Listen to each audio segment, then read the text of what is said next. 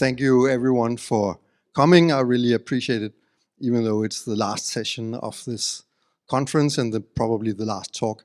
So I really appreciate you coming. I'm going to talk about qubit chip carriers and why this is an important part of the tech stack of quantum computers. But first, a little bit about quantum machines. Quantum machines is among the biggest global quantum computing companies. We have about 170 employees in 7 countries. We raised more than $100 million of funding and came together as one team through the merger of Quantum Machines by acquiring Q2B23, a Danish quantum startup that I was one of the founders of. Together we provide an entire quantum control stack for quantum computing. So one way of saying what we are doing is we don't make the QPUs, we don't make the quantum processing units, we don't make qubits, and we don't do applications of quantum computers or the application development tools, but we do everything in between. So we make control stack software, room temperature controllers, and then we also make cryogenic electronics, where chip carriers is an important part of that. The value proposition of qubit chip carriers is that if you are developing qubits, then you should worry about that, which is probably the hardest part of getting a quantum computer to work, the qubits, the actual quantum devices, and not worry about the quantum control stack or even how to package the qubits. Our position in the market, and here I'm specifically talking about qubit chip carriers and not the rest of the control stack, is that we are a leading player in the market for qubit chip carriers. We have sold more than 50 qubit chip carriers per year in a couple of years. That doesn't seem like much, but if you look at the size of the quantum computing market and the number of quantum computers, it's significant. We were first in the market with commercial high-fidelity qubit chip carriers, and we already established as preferred solution for leading labs. And we have a technology roadmap that accelerates our clients' development further, enabling technologies for scaling beyond 1,000 qubits in development. And we also partner with leading providers of connectivity and cryogenic CMOS. So what we can offer is a partnership that will help accelerate the development of qubit system toward useful quantum computers for anyone developing qubits. These are standardized products, also displayed at our booth if you have come by that during the stay. The first one we introduced was the Q-board, which is for spin qubit devices up to 16 spin qubits. And then we developed the QH24 for a small number of qubit systems, about 5 to 10 qubits with optimal fidelity. And this has actually turned out to be an important workhorse for anyone developing qubits of a higher fidelity, because if you want to make the best qubits, instead of making many qubits, then it's often enough to just study a system of 5 qubits or so. And then we have made QH64 for tens of qubits, up to 25 qubits. And all these are standard products that you can just buy off the shelf with short delivery time. The QH24, not to go into all the details of it, but this shows the mechanical architecture of it. It's a microwave package, designed also for ease of use, ease of installation. That means this package can be reused again and again many times. So if you iterate and make multiple qubit chips, you can easily replace one qubit chip with another and then another and another. And in that way test possibly hundreds of chips in optimal conditions. And in this we have seen with some, and I'll get back to that, some of our customers for this have seen some of the best performance you can see in superconducting qubits. Here is a recent paper from the Hauck group at Princeton University, where they are looking specifically at decoherence loss in superconducting resonators and the role of the package. And they see extremely long coherence times in the order of hundreds of microseconds, and also a very clear difference between their homemade chip carrier and our solution. And here's Another study mentioning that they measured Q factors for superconducting resonators in excess of 200 million, which is a crazy high number, and they measured more than 105 qubit devices using the package. At NYU, they did a study on suppressed quasi-particle poisoning, and they saw that evidence of completely vanishing quasi-particle poisoning due to the shielding provided by the chip carrier that we have provided for them.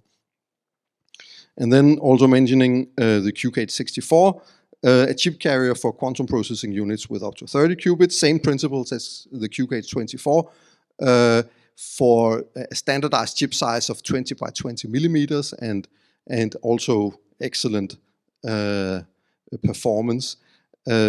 Magnetic shielding, that's also part of the system, so you take the qubits and put them into a really well-engineered magnetic shielding that keeps out all magnetic fields with an outer layer made of mu metal and then aluminium, which turns superconducting at low temperatures, thermalizing sleeves, and so on. So a lot of careful engineering in making sure that it's possible both to cool it.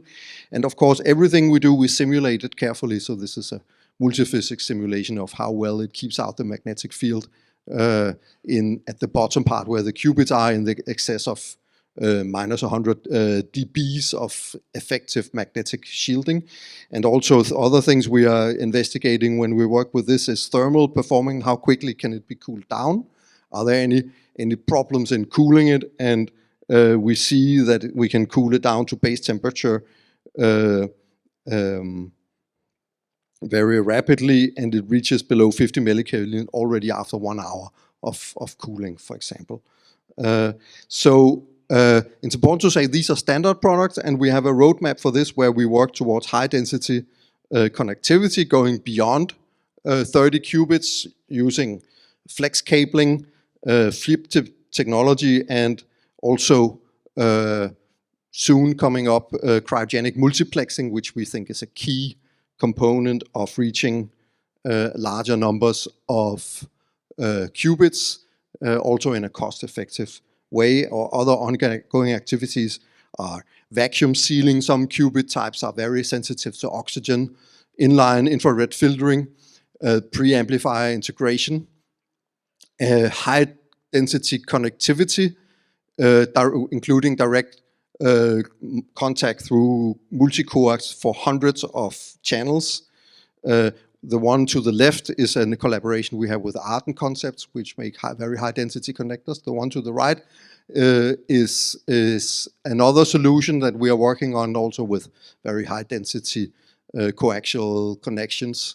And all of these has very high signal integrity in terms of reflection and crosstalk and so on. And furthermore, we also work with Delft circuits on flex cable solutions, so having a direct connection of flexible high frequency cables directly onto to the qubit device, connecting with very high density, and also with this a pathway to scaling beyond 1,000 qubits, even without multiplexing. Here's another example of what we are working on: indium sealed vacuum-tight fittings around the qubit cavity, adopted for inert packaging, for example, of carbon nanotube qubits or other kinds of devices. And this device is actually superfluid helium tight. If you know about superfluid helium, you know that it's extremely difficult to get it tight and hermetically sealed for that, but this package is actually tight enough to contain superfluid helium, which is also used in one of the applications of our chip carriers. Here is another example: Quantware, which is one of the leading providers of quantum processing units that you can buy off the shelf from them, can also be packaged in our packaging. So in general, our technology roadmap includes high-density connectivity, inline infrared filtering, flex cabling, flip chip vacuum sealing, cryogenic multiplexing, and integrating preamplifiers in collaboration both with academic but also with commercial partners. And I think the most important thing to say is from a roadmap perspective, all of these are technology capabilities that we are very interested in working together with providers of qubit technologies to make sure that you can focus on the qubits themselves and not on the surroundings and the control system. We can provide the packaging for you in a partnership.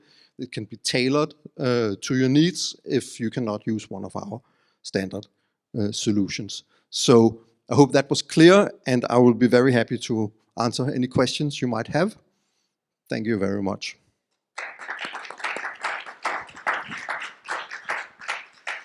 Okay, thank you, Jonathan. Questions from the audience, please.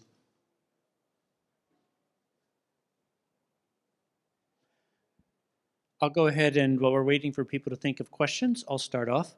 It looks like maybe you focus mostly on the superconducting qubits, or did I overlook maybe the applicability to other types of qubit technologies? Yes, so what I showed here was mainly for superconducting qubits, but we also make chip carriers for spin qubits. One of the first slides showed a chip carrier that we have made that can work up to 16 spin qubits. Right here, the Qubit, which is actually a version 2 of a standardized chip carrier system for spin qubits.